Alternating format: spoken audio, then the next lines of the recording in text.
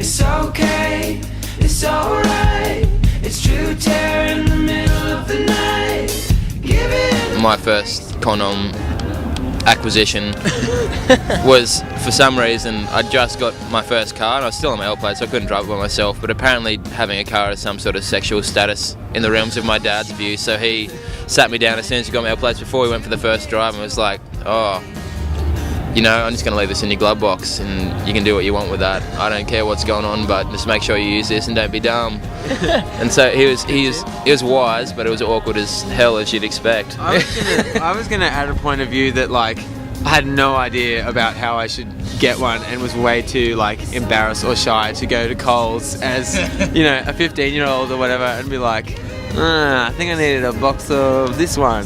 So I remember, like, you know, if you would go to a party and you were always kind of hopeful, but nothing usually came to fruition for myself, but you'd be asking mates and stuff, you know, can I have one? And no one really knew, like, how to get one because, yeah, you know, the school didn't help you and it was just something that was too embarrassing to talk about. So. I stole my first condom out of my twin brother's drawer.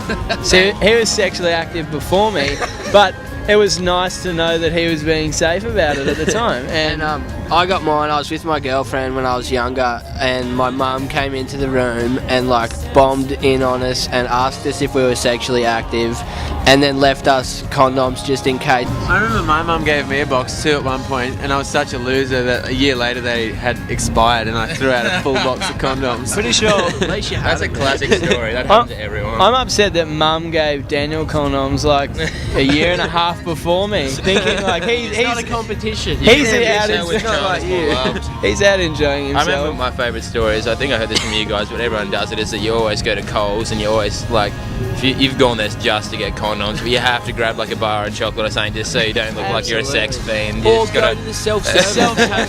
Yeah, that is the best thing about self-service. You can buy weird shit and no one judges you. My mum told me one tip that I've carried through my entire rest of my years, and that tip was, before you do something, think about it and think about the consequences. And same applies with sex. Before you do it, think about the consequences, and take measures just to make sure that you're doing it safely, because it's easy, very simple. Yeah, and I think if I could put your message more bluntly, it's that you're not a sinner if you're doing sex stuff, but if you are going to do it, just do it safely and you won't have any regrets.